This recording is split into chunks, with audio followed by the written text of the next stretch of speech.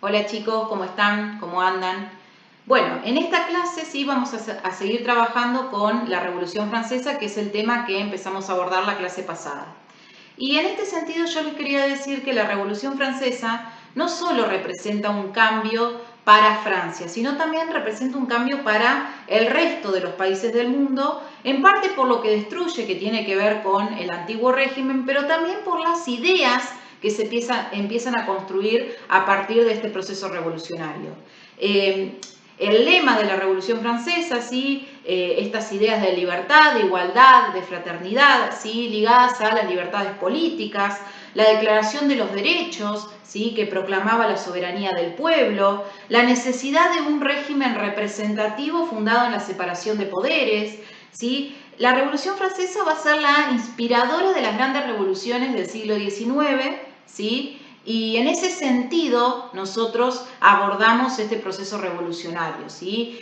Con el objetivo de ver después cuáles son las ideas que circulan, ¿sí? En el proceso revolucionarios de América, americanos, ¿sí? Que tienen que ver o que están ligados con estos procesos revolucionarios que suceden en Europa, ¿sí? Entonces, si bien nosotros abordamos la Revolución Industrial y la Revolución Francesa en el continente europeo, nosotros vamos a ver cómo esas ideas, ¿sí? Después entran a circular por el resto del mundo. Entonces, cuando empecemos a trabajar con los procesos revolucionarios que se dan en América Latina, ¿sí? Vamos a ver que muchas de esas ideas aparecen, ¿sí? En personas que se encuentran dentro del continente americano, ¿sí? Yo ahora, en esta clase, lo que vamos a hacer, vamos a trabajar algunos procesos revolucionarios que tienen que ver con las etapas de la Revolución Francesa. No vamos a ver las etapas de la Revolución Francesa bien minuciosas, sino que vamos a trabajar algunos procesos que son claves, ¿sí? A mi entender, para después seguir profundizando en los temas de la materia, ¿sí? Yo les voy a ir pasando unas diapositivas y les voy a ir explicando esas características, esos procesos que forman parte de las etapas de la Revolución Francesa, ¿sí? Y después, por último, ustedes van a tener un trabajito donde van a tener que escuchar una canción de Lady Gaga y van a tener que analizar esa canción y ver, en función de eso, algunas preguntas que tienen que ver, ¿sí? con el proceso revolucionario, ¿sí? francés y lo que establece la cantante, ¿sí? En 1789, ¿sí? Se produjo la Revolución Francesa, ¿sí? Cuyas etapas fueron la Asamblea General Constituyente, durante la cual se estableció la Declaración de los Derechos del Hombre y del Ciudadano, ¿sí? Luego esta Asamblea General Constituyente se llamó Convención y dictó una constitución.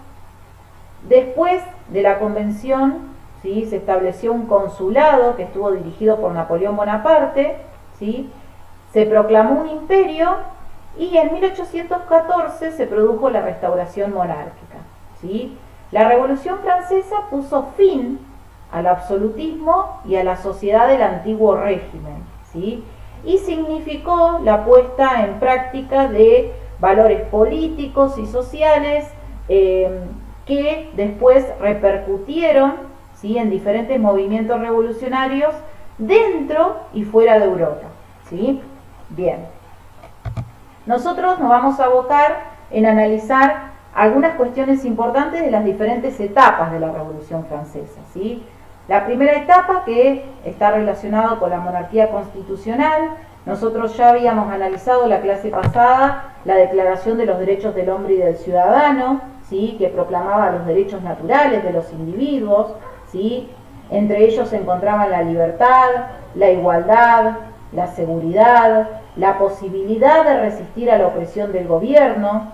También esta Declaración de los Derechos del Hombre y del Ciudadano significó que se abolieran el feudalismo, los derechos y privilegios de los señores y de los títulos de nobleza.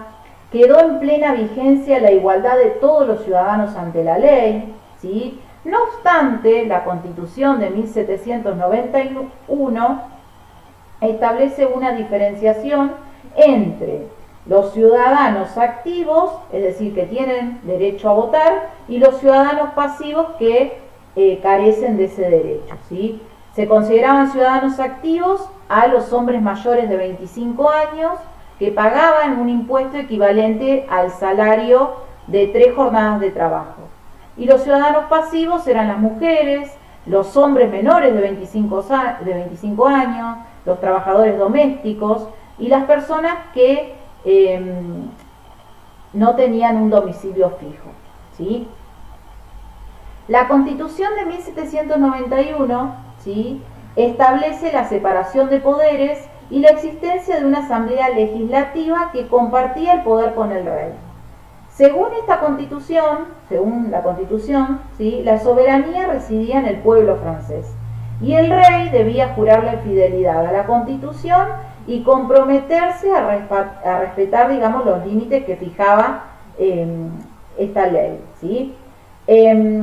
Acá, ¿sí?, hay una diferencia sumamente importante con lo que sucedía en el antiguo régimen, ¿sí? No nos olvidemos que durante el antiguo régimen el poder del monarca, ¿sí?, era recibido por Dios, ¿sí? Acá el monarca no recibía su poder de Dios, sino que Luis XVI tenía que compartir, ¿sí?, ese poder, ¿sí?, con la asamblea, ¿sí? Obviamente no estaba de acuerdo con este nuevo ordenamiento, pero tenía que aceptarlo por el fuerte apoyo que tenía la asamblea, ¿sí?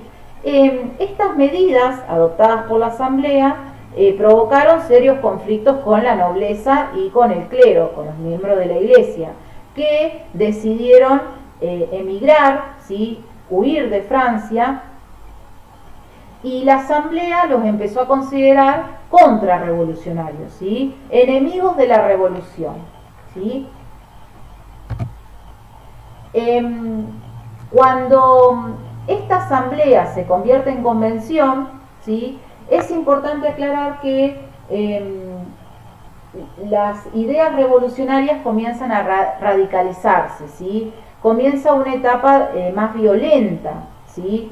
Y las ideas que van a predominar, ¿sí?, dentro de la asamblea van a ser las ideas de los jacobinos, ¿sí? Se empieza a dar un enfrentamiento entre revolucionarios y contrarrevolucionarios, aquellas personas que están a favor de la revolución y de los principios revolucionarios, y aquellos enemigos de la revolución, es decir, miembros de la nobleza, miembros del clero, ¿sí?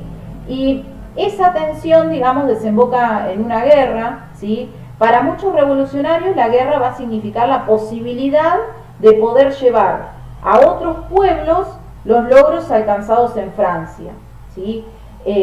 Al lema de libertad e igualdad se suma el de fraternidad, que hace referencia a la solidaridad de la revolución con los pueblos sometidos al antiguo régimen, ¿sí?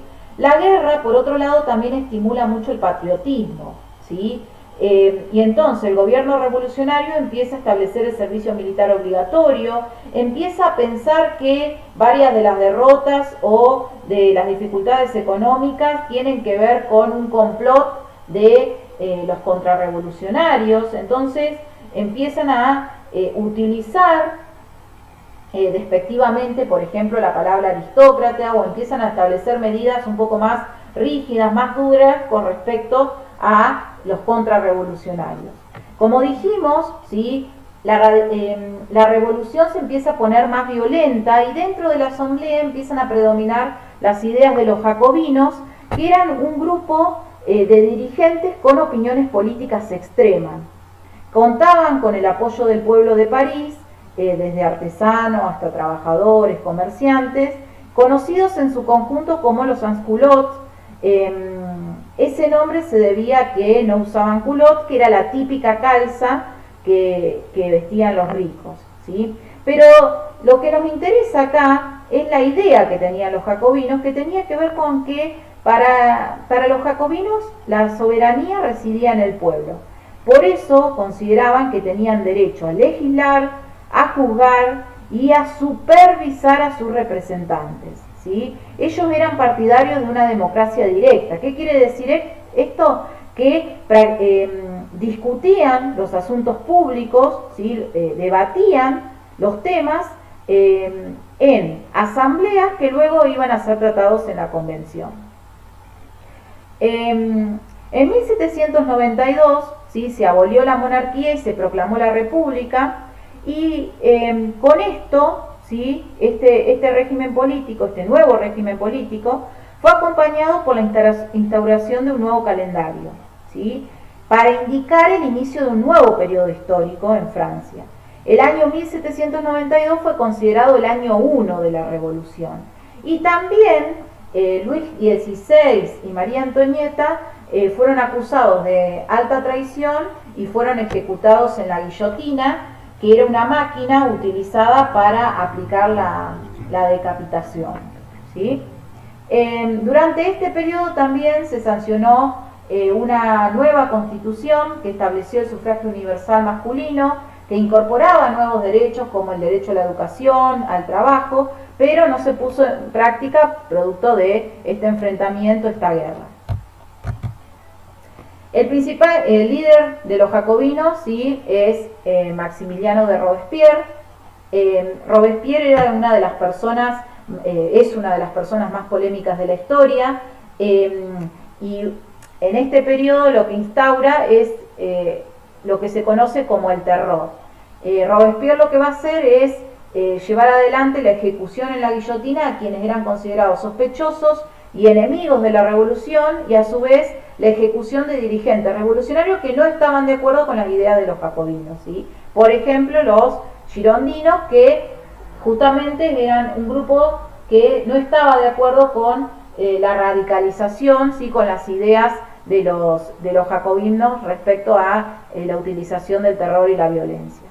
El creciente rechazo a las ideas de Robespierre y el rechazo al autoritarismo hace que caiga, ¿sí? Se ponga fin al periodo de terror y que se empiece a establecer un periodo llamado directorio, que también luego de una serie de golpes de Estado, que el último, digamos, bajo el liderazgo de Napoleón Bonaparte, hace que derrote al directorio y se establezca un poder ejecutivo tripartito denominado consulado, ¿sí? Napoleón ocupa el cargo de primer cónsul y se convierte en la figura política dominante de esta nueva etapa de la historia francesa. Bueno, para Napoleón, ¿sí? Él considera que tras haber alcanzado plenamente sus objetivos, la revolución había concluido y la idea era pacificar el país y terminar con la violencia de los jacobinos, ¿sí? En 1804 Napoleón decide autoproclamarse emperador de los franceses, y finalmente en 1814 sí, se produce la restauración monárquica, ¿sí? Donde Napoleón es derrotado, ¿sí? En una batalla que se conoce como la batalla de Waterloo, ¿sí? Y el fin de la era napoleónica implica también el cierre de un ciclo que había comenzado en 1789 con la Revolución Francesa y marca el inicio, ¿sí? De la restauración de las monarquías absolutistas en Europa, ¿sí? Se buscaba restablecer esta idea de que el monarca recibía su poder de Dios, ¿sí? Se buscaba restaurar, ¿sí? Esta monarquía absoluta donde todo el poder, ¿sí? Lo tenga el rey, lo tenga el monarca.